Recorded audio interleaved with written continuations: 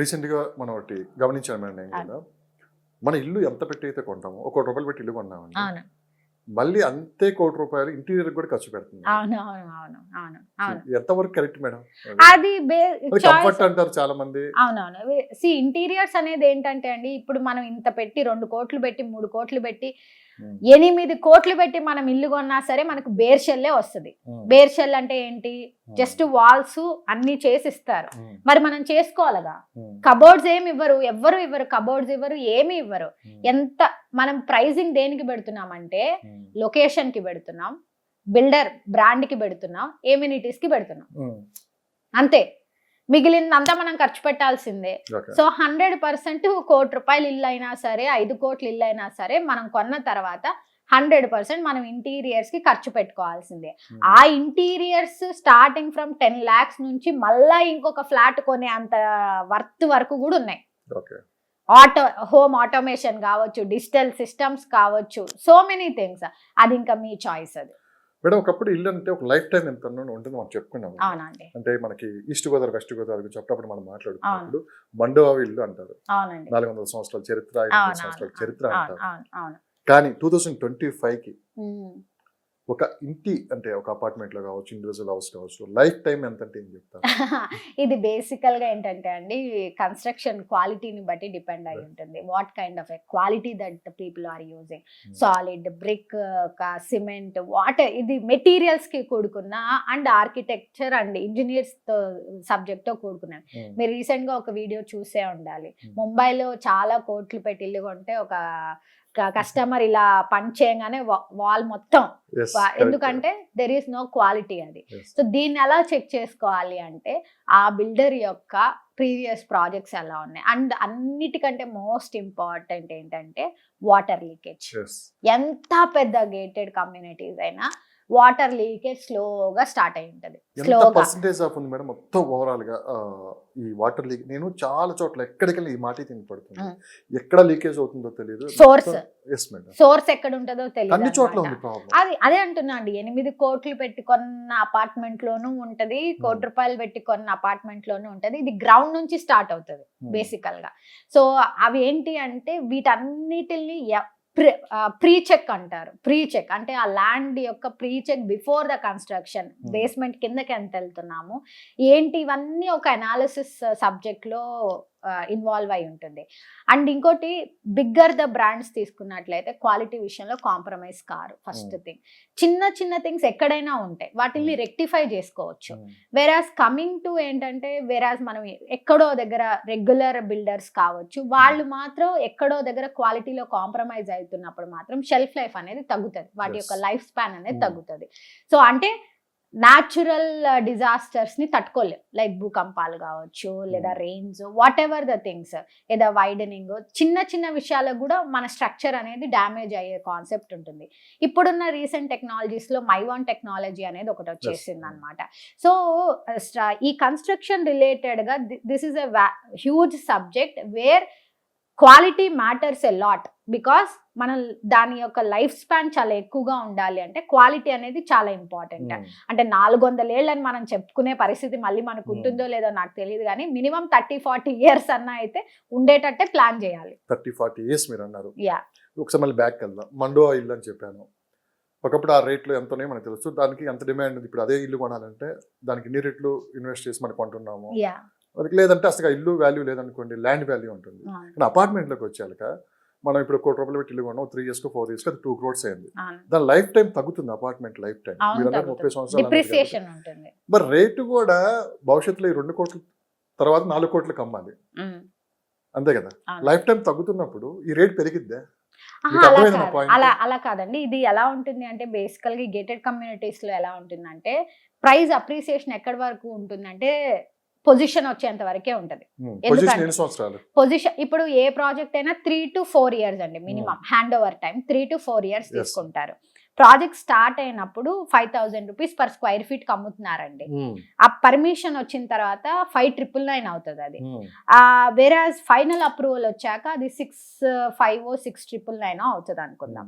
And hand over time కి ఆ ఏరియాకి అనుగుణంగా దాన్ని తీసుకొచ్చి ఒక 10,000 లో వదిలేస్తారు. అది యొక్క ఫైనల్ ప్రైస్, దాని యొక్క ప్రోడక్ట్ యొక్క ఫైనల్ ప్రైస్ అది. సో ఆ ఏరియాలో ఆ ప్రోడక్ట్ కి 10,000 rupees ready to move in టైంలో ఉన్న ప్రైస్ అది. ఓకే, ఎవరైతే 5,000 రూపాయలలో ఇన్వెస్ట్ చేశారో వాళ్ళ వరకు అది అప్రిసియేషనే కదా. ఎందుకంటే బిల్డర్ కూడా బ్రౌచర్ లో ఏం ప్రైస్ పెట్టుంటాడు, 10,000 పెట్టుంటాడు. ఈ ప్రైజెస్ అన్ని అయిపోయాయి, ఇంకా ఈ ఆల్ 3 ఫేజెస్ అయిపోయింది. ఇంకా ఎవరైనా కొనాలంటే ఎంత కొనాలి, ఇప్పుడు 10,000కే వచ్చి కొనాలి. వేరాజ్ ఈ ఫస్ట్ పర్సనే అమ్మాలి అనుకుంటే అతను ఎంత మార్జిన్ పెట్టుకొని అమ్ముకుంటాడు అనే దాన్ని బట్టి ప్రాఫిట్ అయితే ఉంటుంది కదా. వేరాజ్ ఈ 10,000లో ఎంత ట్రాన్సాక్షన్ జరుగుతుంది అనేది మనం అబ్జర్వ్ చేయాల్సిన విషయం. ఇప్పుడు అదే చూసుకున్నాం అండి, మై హోమ్ బూజా అనేది తీసుకున్నాం. మన హైదరాబాద్కే అది one of the milestone project అని చెప్పొచ్చు.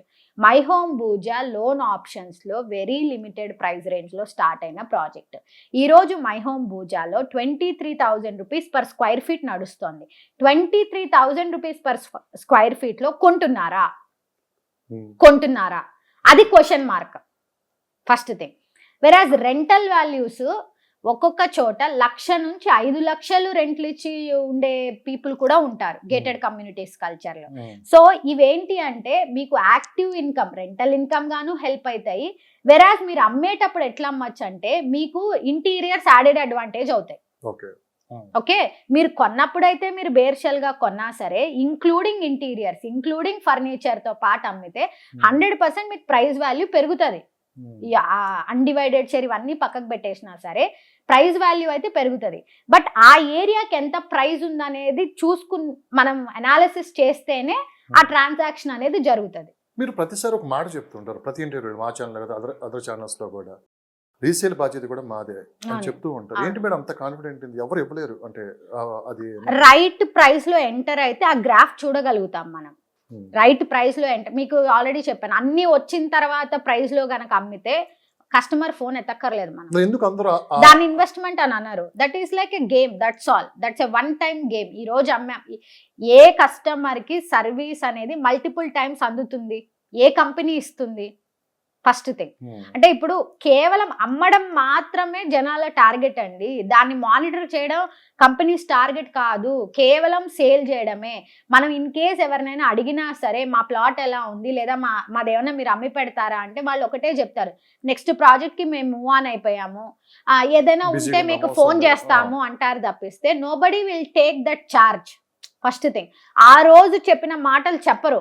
మేడం మీరు ఈరోజు కొనండి మేడం, 10,000 కొన్నారు, ఇది 15,000 అవుతుంది అనేది 5 ఏళ్ల తర్వాత ఫోన్ చేస్తే అసలు ఫోన్ నెంబర్ ఉండాలి కదా. ఫస్ట్ ఫోన్ నెంబర్ ఉన్నా సరే, కంపెనీ ఉన్నా సరే వెళ్తే మేడం మూవ్ ఆన్ అయిపోతాం కదా మేడం, బిజీగా ఉంటాం కదా మేడం, ఎలా మేడం అని అంటారు తప్పిస్తే nobody will take that initiative.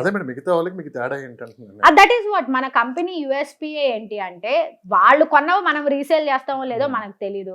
మనం ఏదైనా మన ఓన్ ప్రొడక్ట్స్ లో వాళ్ళు ఇన్వెస్ట్ చేస్తే మనకు ఆ ప్రైస్ ఫ్యాక్టర్ వైజ్ మనకు తెలుసు కాబట్టి మనం రీసేల్ సపోర్ట్ ఇస్తాం.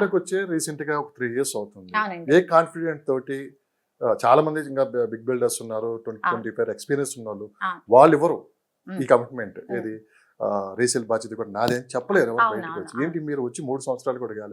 చాలా మంది అడిగే ప్రశ్న కూడా ఇదే. అదే అండి, దట్ ఈస్ ద డిఫరెన్స్. నేను 3,000 కంపెనీలో ఒక కంపెనీగా ఉండాలని నేను అనుకోవటం లేదు. నా కంపెనీ యొక్క యూఎస్పీ అది, నా కంపెనీ యొక్క యూనిక్ సెల్లింగ్ పాయింట్ ఏంటంటే resale service is taken care by us అనేది. అది నేను కూర్చొని కాదు కదా అమ్మేది, నా సిస్టమ్ అమ్ముతుంది, నా టీం చేస్తారు, దానికంటూ ఒక అనాలిసిస్ ఉంటుంది కదా. మా ప్రోడక్ట్స్ ని మేమే మళ్ళీ రీసేల్ చేయలేకపోతే ఇంకా కస్టమర్ కి నేను ఏం బాధ్యత ఇస్తున్నట్టు? ఎవరైనా క్వశ్చన్ చేశారా మిమ్మల్ని? మార్కెటింగ్ మీలాగా మార్కెటింగ్ చేసేవాళ్ళు కావచ్చు, మీరు ఎందుకు అలా మాట్లాడుతున్నారని చెప్పి? Nobody will question. ఎందుకు క్వశ్చన్ చేస్తారు? వాళ్ళు చేయలేదు, మేము చేస్తున్నాం కదా, ఇంకా నేర్చుకోవాలి వాళ్ళు. నోబడీ, ఎవ్వరు మనల్ని క్వశ్చన్ చేయరు. సి కంపెనీ పెట్టేటప్పుడు మన అన్ని చాలా వాటర్ బాటిల్స్ ఉంటాయండి, కానీ విరాట్ కోహ్లీ తాగే వాటర్ బాటిల్ వేరు, ఒక సామాన్యుడు తాగే వాటర్ బాటిల్ వేరు. ఓకే, ఒక ప్లాస్టిక్ వాటర్ బాటిల్ ఉంటుంది, 24 hours hot and cold water bottle ఉంటుంది. ఎందుకు జనాలు 1,000 రూపాయలు పెట్టి వాటర్ బాటిల్ కొంటారు, 20 రూపాయలకు కూడా వాటర్ బాటిల్ వస్తుందిగా? ఎందుకు కొంటారు? దేనికి కొంటారు? దానికంటూ కొన్ని స్పెషల్ క్యారెక్టర్స్ ఉంటాయి. ఆ వాటర్ బాటిల్ ఎంతసేపు హాట్ ఉంటుందా, ఎంతసేపు కోల్డ్ ఉంటుందా, బ్రాండెడ్ షోరూమ్స్ తీసుకోవచ్చు. ఎందుకు రోడ్డు మీద కొనరు? ఎందుకు షాప్? ఇప్పుడు కోహినూర్ డైమండ్ ఉంటుందండి, దాన్ని తీసుకెళ్లి చార్మినార్ లో పెడతాం, అది కోహినూర్ డైమండే, చార్మినార్ లో ఉంది అది. ఇది 2 లక్షలు అంటే వింటాడా? విన్. ఎందుకు విండు? అదున్న value లొకేషన్, లొకేషన్ దాని వాల్యూ అక్కడ. అది కోహినూర్ డైమండే, నిజమైన డైమండే, కానీ అది ఎక్కడుంది? ఒక లొకేషన్ లో ఫుట్ పాత్ మీద ఉంది. Yes, ma'am. దాన్నే తీసుకొచ్చి ఒక షోరూమ్ లో పెడదాం, ₹1,00,00,000 అని చెప్దాం. సూపర్. ఏమంటారు? ₹1,00,00,000 ఇంకో ప్లేస్ లో పెడదాం 100 కోట్లు అనుకో. ₹1,00,00,000 అంటారు. సో ఇక్కడ ఏంటంటే మనం ఎలాంటి బ్రాండ్ ని, ఎలాంటి సర్వీస్ ని, ఎలాంటి పర్సనాలిటీని డెవలప్ చేయాలనుకుంటున్నాం matters a lot. So my company stands in that position. లేదు అంటే నలుగురు పెట్టుకున్నట్టు 4 కంపెనీలు వరుసగా, ఇంతకుముందు ఆర్ఎంపీ డాక్టర్లు ఉండేటోళ్ళండి వీధికి, అట్లా తయారైపోయాయి real estate companies. So people why to choose me? నా దగ్గర ఏదో ఒకటి ఉండాలి కదా. నేను వెంచర్లు వేస్తా, ప్లాట్లు అమ్ముతా అంటే సరిపోతుందా? అట్లా చాలా మంది వేస్తున్నారు కదా.